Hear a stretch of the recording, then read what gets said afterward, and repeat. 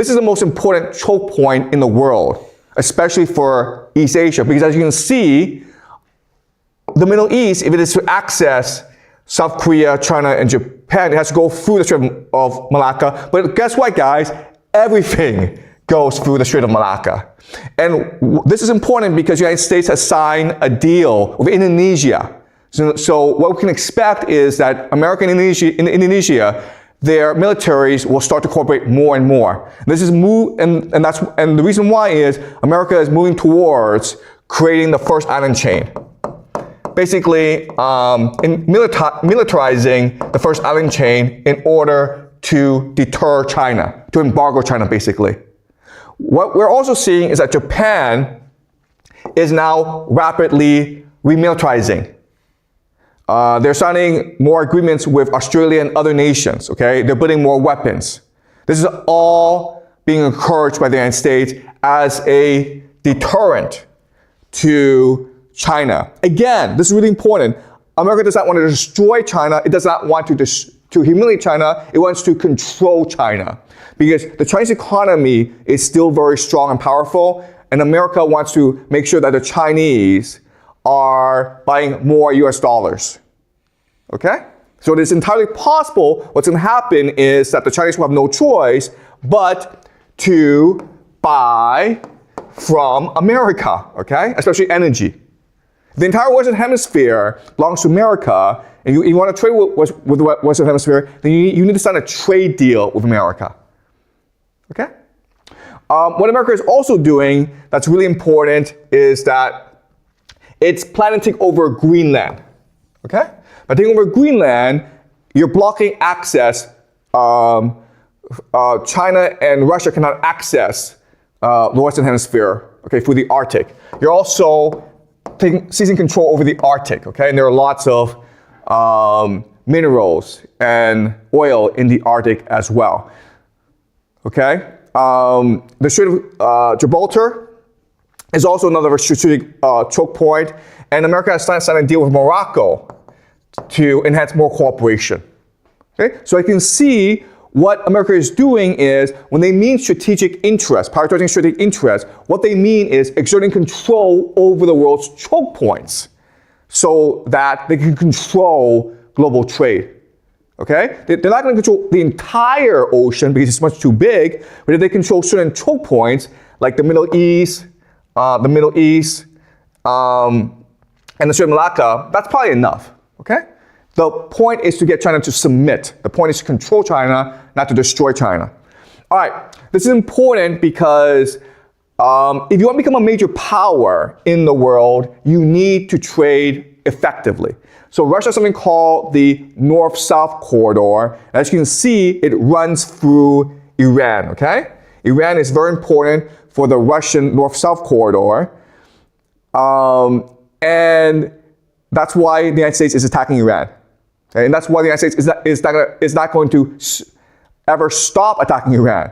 Because as long as Iran is at peace, Russia can trade with the world. But if Iran is being destroyed, there's too much war, this entire region is blocked off from both Russia and China. Okay? Russia has something called the Belt and Road Initiative. As you can see, okay, from a map, the center of the Belt and Road Initiative is, of course, Iran. All right?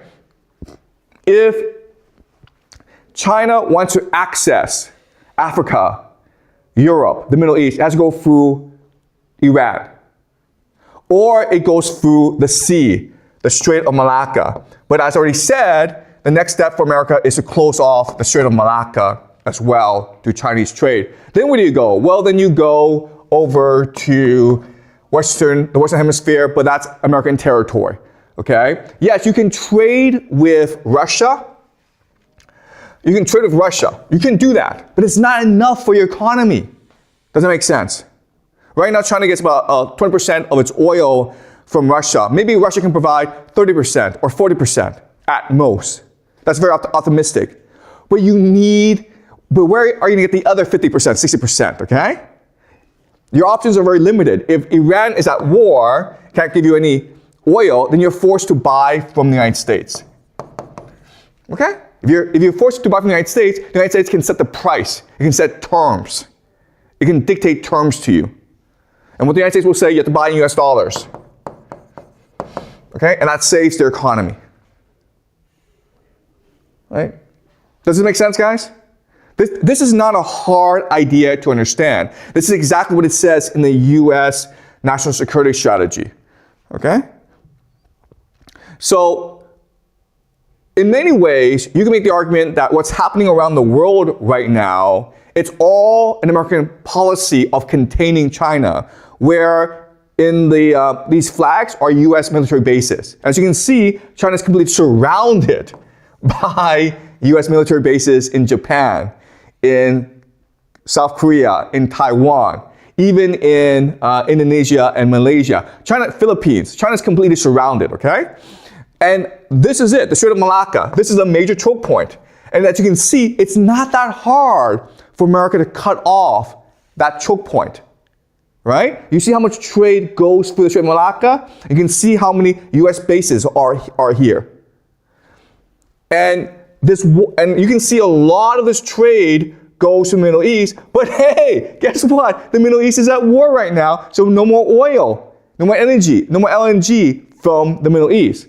So you might go to Angola, but this is very important. The Americans have recently announced a naval blockade in the Indian Ocean, okay? So that's cut off your route as well. So if you're China, yes, you could rely on Russia, but you see how little this is, okay? There's too little trade between Russia and China, and you could build it up, but it's going to take you 10, 20 years' time. And what do you do for the next 10 years, right? Your people need food to eat. You need energy to fuel your factories. And so for the next 10 years, you have no choice but to work with the United States. And that's what Trump means by negotiating from a position of strength. Because you can set terms. You can force China to accept whatever terms you want. And quite honestly, if you just look at this map, there's very little that China can do about it, okay? There's this war in the Middle East. There's also this war in Russia, which also absorbs a lot of Russian energy. So Russia doesn't have that much resources to spare to China anyway. But America does, the Western Hemisphere does, okay? Because the Western Hemisphere is at peace. So as long as the Western Hemisphere maintains a fortress, okay? Meaning no one can attack the Western Hemisphere, then the Western Hemisphere can continue to supply resources to the world at war. So this is what the war is about, guys, okay? It's about creating conflict in the world so the United States can maintain its empire. And the way it maintains its empire is by maintaining its control over global trade, okay? And the idea is America in the future will provide the world with energy, resources, weapons, and financing. Meaning we will actually lend you the money to buy this stuff as well. And what do we call this stuff? US dollars, okay? And so this worked really well in the 1950s under something called the Marshall Plan. Okay? The Marshall Plan.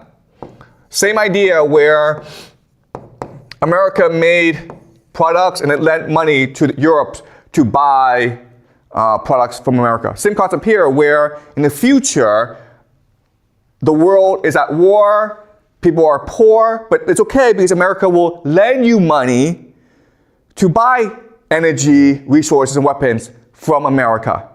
Okay? And American factories will go up. America will be great again. Make America great again. All right? Okay. But for this plan to fully work out, America needs three things, okay?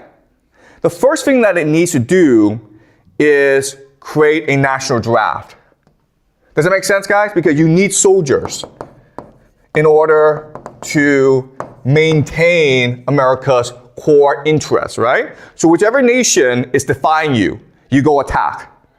Right? The goal is for Russia and Europe to constantly fight each other. The goal is for China and Japan to constantly fight each other. You need Iran to constantly fight with the GCC and Israel, okay? So you have these three major conflicts around the world. But if there's any nation that's at peace, well, then you have to create conflicts, okay? Maybe in Africa. You also want to control the Western Hemisphere, so you need soldiers to go and conquer nations that defy you.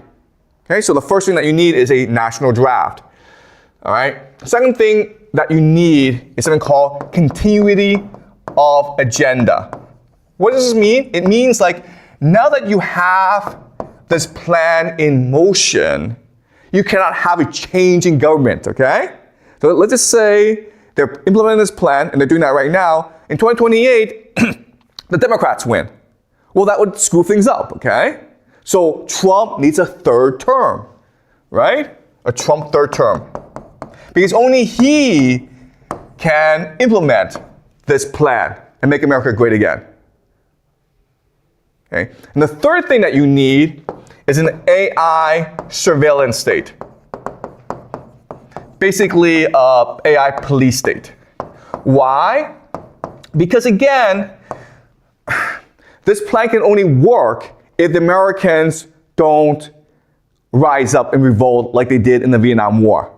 Okay? If you have a national draft in place, if Trump's going for a third term, there's going to be a lot of Americans who are going to protest in the streets, who are going to rebel, right? You can't have that happen.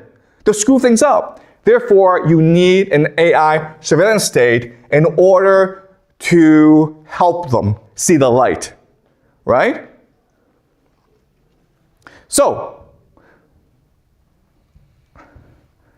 ICE, guys, okay? ICE.